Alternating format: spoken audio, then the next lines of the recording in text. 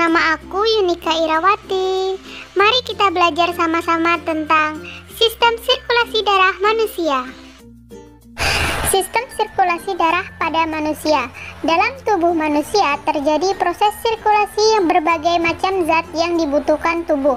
Diperlukan media pengantar dan alat-alat turut berperan dan sirkulasi untuk melakukan proses ini. Media dan alat-alat ini bekerja bersama-sama membentuk suatu proses yang dikenal dengan sistem sirkulasi darah. Media yang berperan mengedarkan zat-zat penting ke seluruh tubuh ini adalah darah. Darah terbagi menjadi dua, yaitu yang pertama adalah sel-sel darah dan yang kedua adalah plasma darah atau cairan darah. Sel-sel darah terbagi menjadi tiga. Yang pertama adalah eritrosit atau sel darah merah. Setiap sel darah merah mengandung 2000 juta molekul hemoglobin. Hemoglobin Hb merupakan suatu protein mengandung senyawa besi hemin. Hemoglobin mempunyai fungsi mengikat oksigen di paru-paru dan mengedarkan di seluruh jaringan tubuh. Leukosit mempunyai bentuk bervariasi dan mempunyai ukuran lebih besar dari eritrosit. Tugas utama leukosit adalah memakan kuman penyakit dan benda-benda asing lain seperti bakteri yang ada di dalam tubuh. Yang ketiga yaitu trombosit, keping darah. Trombosit dibentuk dalam sumsum tulang dan mempunyai umur lebih kurang 10 hari. Trombosit mudah pecah dan akan mengeluarkan enzim trombosit atau tromboplastin. Enzim ini berperan dalam proses pembekuan darah. Plasma darah atau cairan darah. Bagian plasma darah yang mempunyai fungsi penting adalah serum. Serum merupakan plasma darah yang dikeluarkan atau dipisahkan fibrinogennya dengan cara memutar darah dalam sentrifuge. Serum tampak sangat jernih dan mengandung zat antibodi. Alat-alat sirkulasi darah. Sistem sirkulasi darah pada manusia terdiri atas alat-alat sirkulasi, yaitu jantung dan pembuluh darah.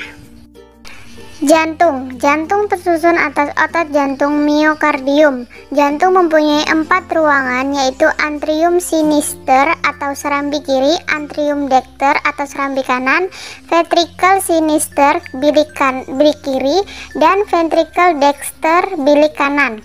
Berkontraksi, atrium dan ventrium mengembang dan menguncup secara bergantian. Saat ventrikel menguncup dari ventrikel kiri, darah yang kaya oksigen dipompa ke seluruh bagian tubuh, sedangkan dari ventrikel kanan, darah yang kaya CO2 dipompa ke paru-paru. Setelah darah dipompa keluar, otot ventrikel mengendur dan mengalami relaksasi maksimum sehingga tekanan jantung sangat rendah. Peristiwa ini disebut dengan diastol. Pembuluh darah. Ada 3 macam pembuluh darah, yaitu arteri, vena, dan kapiler.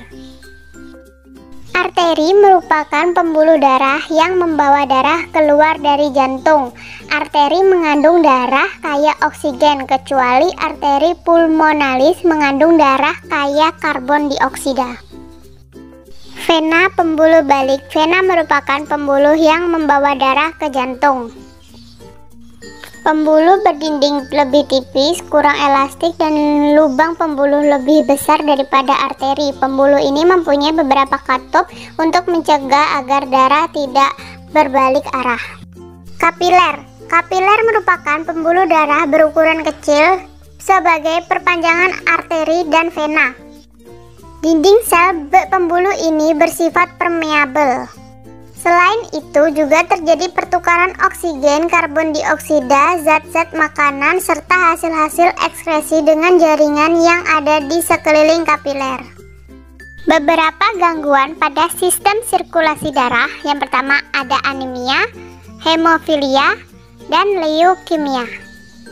Nah, sekarang sudah tahu kan apa itu sistem sirkulasi darah pada manusia? Kamu sudah bisa menyebutkan media yang berperan mengedarkan zat-zat penting ke seluruh tubuh, menyebutkan alat sistem sirkulasi darah manusia, menjelaskan fungsi alat sistem sirkulasi darah manusia, Dan kamu juga bisa mendeskripsikan proses sistem sirkulasi darah pada manusia. Sekian dari aku, semoga bermanfaat untuk kita semua. Wassalamualaikum warahmatullahi wabarakatuh.